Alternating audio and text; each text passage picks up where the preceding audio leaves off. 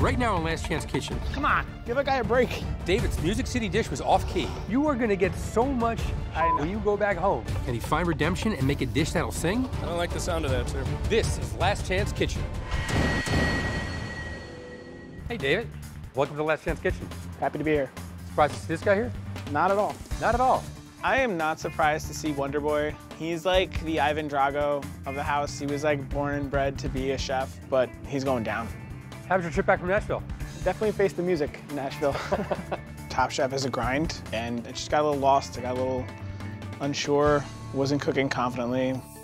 My music memory is Morning View by Incubus. It's an album. The biggest problem I had with David's dish was that it was really salty to me. The potato is nice and crispy, but then there's other elements of like mush in there, and the way it was plated, you can't tell what anything is. So Dave, you're Portuguese.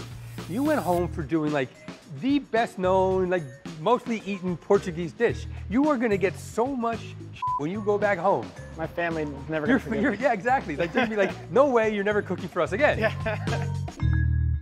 Use these clams and kind of cut them up and couldn't really identify what they were, and it was just weird. It's really hard when you're trying to eat a dish and you really have no idea what you're eating. It's probably even more difficult to cook a dish when you don't know the ingredients you're working with either.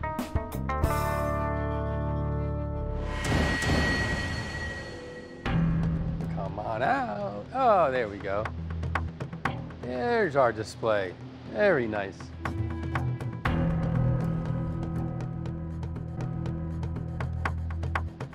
So these are some alien ingredients here. This is a UFO, unidentified food object.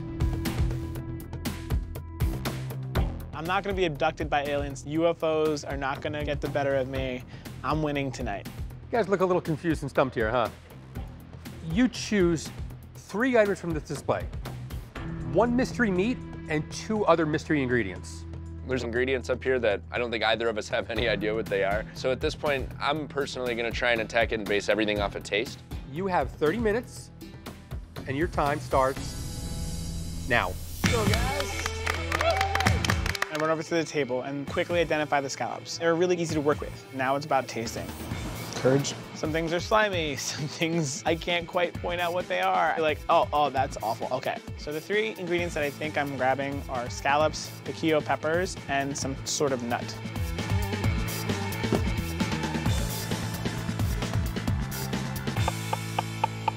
Hey, Brandon, what 3 ingredients do you think you have in front of you? I want to make sure this is mango before telling you that. Yeah, I got mango and... Deli meat? Yeah, maybe. It's really hard to tell what it is, but the flavor is good and it's ground, which is kind of the key for the dish I have in mind. What's in this sundae glass? Sunchokes? Oh, okay. Are you asking us or telling us? Change of plans. Artichokes. Artichokes, yeah.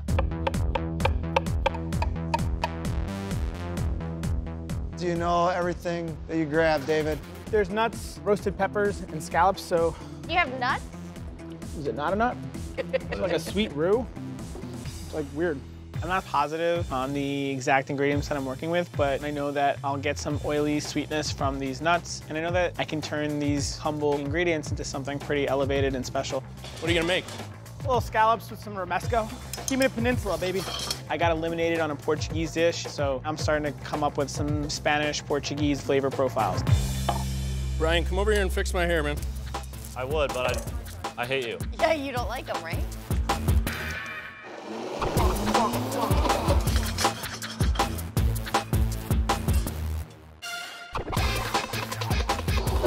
What do you got there? What do you think you have there? Honestly, I feel like it might be mortadella. Really? Or possibly some sort of cured turkey. It's already seasoned.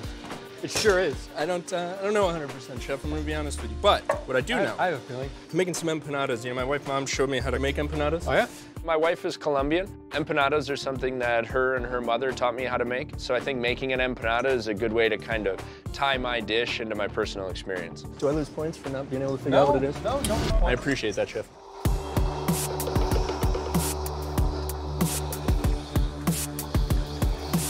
Hey, bon dia. What's up? Traveling back to the Iberian Peninsula. Oh, yeah? So what do you think you have? I thought I had some kind of nut. I'm not sure. but it's sweet and nutty, so I'm using it as part of a romesco. Keeping it simple, Iberian. I want to show my face at home.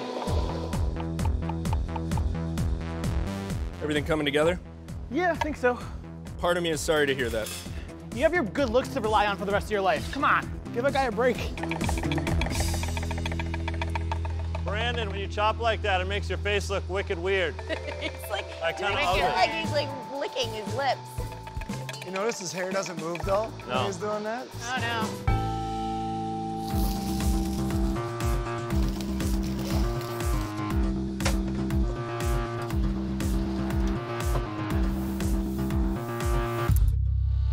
Has he formed an empanada or anything yet? I haven't seen him.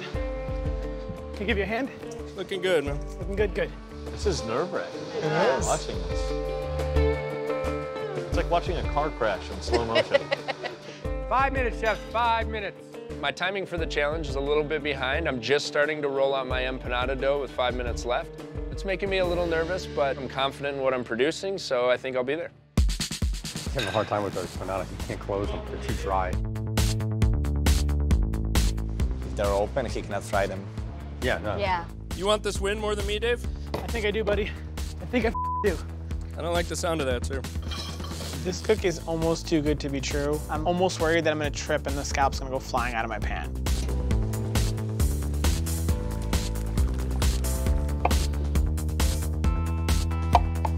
One minute left, chef. 1 minute left. I pull my empanadas out of the fryer just in time to get them on the plate. They're crispy, a light golden brown, and I think they're gonna be really nice.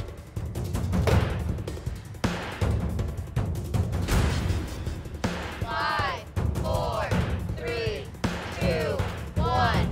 Time's up, chef, time's up.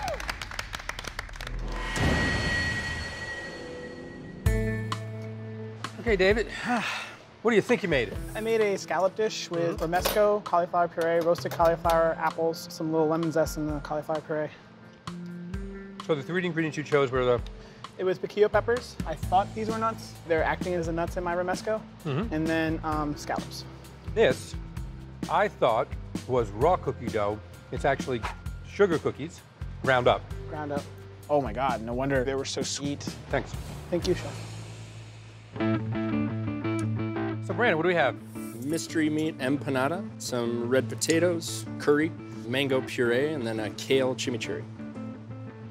Did you taste your mystery meat? I did. After it was cooked, you taste it? Yes, sir. Okay. Your mystery meat is spiced ham, otherwise known as Spam. Ah. Have you had Spam before? No? It's probably actually better that I didn't know what it was until now, because if I had grabbed it and found out it was Spam, I would have no idea what to do with it. How is it? I'll tell you a little bit. No secrets, though.